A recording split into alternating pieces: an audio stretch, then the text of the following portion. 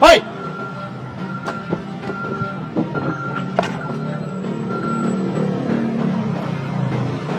Tag mo yan.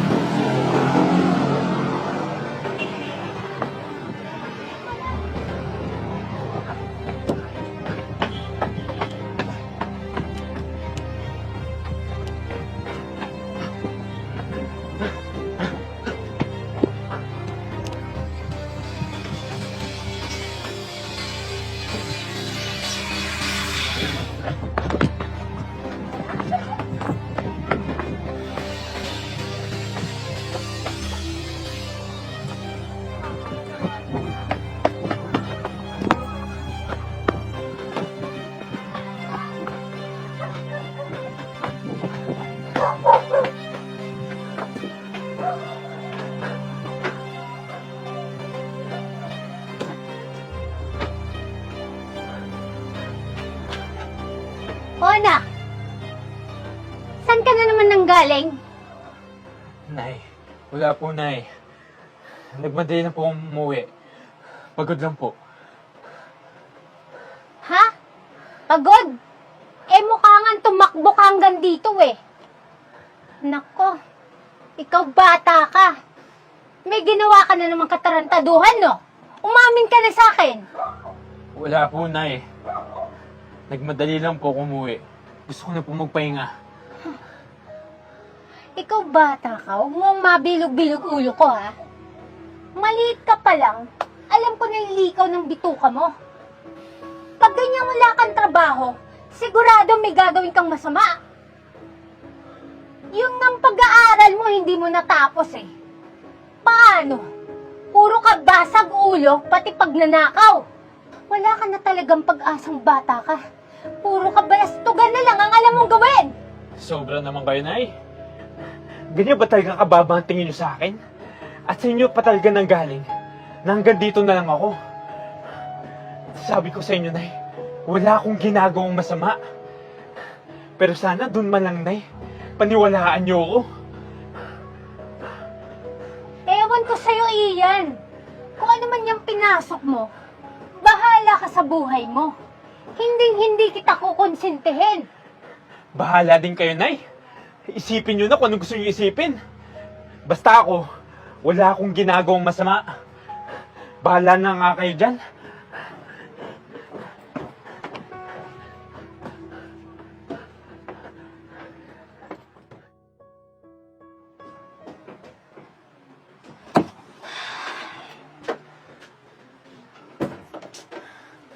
Ano, Ian? Hindi ka talaga umalis ng bahay? Andito ka lang buong araw? Maming ka nga sa akin. Ano yung katarantaduang ginagawa mo? Nay, wala talaga. Maniwala naman kayo sa akin, oh. Gusto ko lang magpahinga. Tigil-tigilan mo ko, Ian, ha? Ako kinakabahan ako sa mga kinikilos mo, ha? Ano ba? Nakapatay ka ba? Baka mamaya kung ano pa gawin mo sa akin.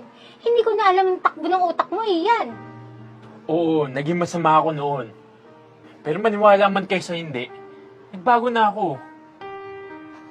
Tigilan mo ko, Ian. Hindi ako maniniwala sa'yo.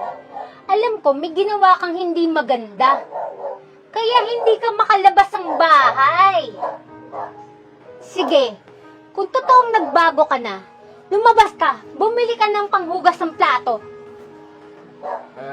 Nay, O ano, natatakot ka? Baka may dumampot sa'yo dyan. sige po, Nay. Akin na po to. Bili na po ako. Sabi ko na lalabas ka rin. Unyeta ka? Pinuyat mo ako katitik-tik sa'yo? Liga, sumama ka sa presinto. Teka lang ho. Teka lang ho. Chief, ano ang ginawa na anak ko? Ma'am, pinagod ako nito kahabol kahapon. Nang-snatch to sa isa sa mga residente dito. Ano iyan? Hindi ba ako nagkamali? Di ba tama ako? Kahit kailan talaga, hindi ka na magbabago. Paulit-ulit na lang yung paggawa mo ng masama. Wala ka nang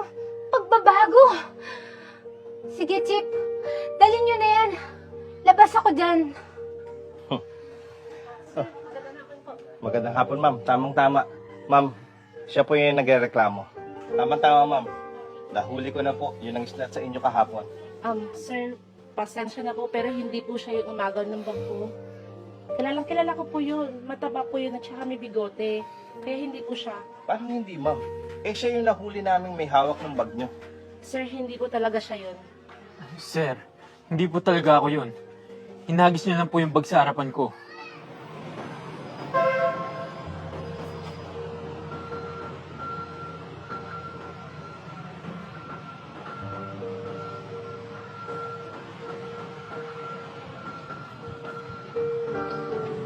Hoy!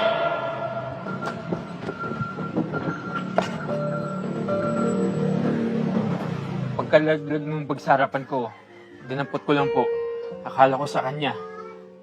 Tapos pagkadating nyo, natakot po ako kaya tumakbo na ako. So, ganun pala nangyari. Siguro po, ganun po yung nangyari, Chief. So, total, andito naman ang biktima at sinabi niya na wala kang kasalanan. So, pasensya ka na. Ma'am, sumama na lang po kayo sa presinto para doon tayo makapagpa-blabber. Mas maigi po. Sige po. Pasensya ka na. Ingat. Pasensya na.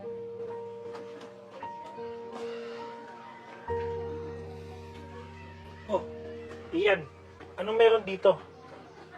Nga pala, Tol, ba't hindi mo sinipot yung job interview doon sa sinihan? Yung narekomenda kita sa boss ko, kaya tuloy ako pare.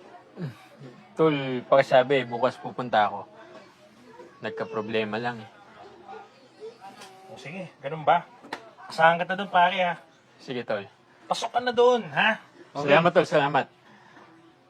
Anak, patawarin mo ko. Patawarin mo ko nang nahusgahan kita. Okay na ako, Nay. Okay na ako na kahit kailan hindi mo ko kayang paniwalaan. Okay na ako na kahit kailan, kahit nandyan ka, madali mo ko sukuan. Alam mo, Nay, ayos na ako eh. Okay na ako na maramdaman kahit kailan na walang dadamay sa akin. Alam mo, sa totoo lang, kahit sa pagtulog ko, binabantayan ko yung sarili ko. Kasi alam ko sa dulo, kakampi ko lang ang sarili ko. Simula ngayon, magkanya-kanya na tayo.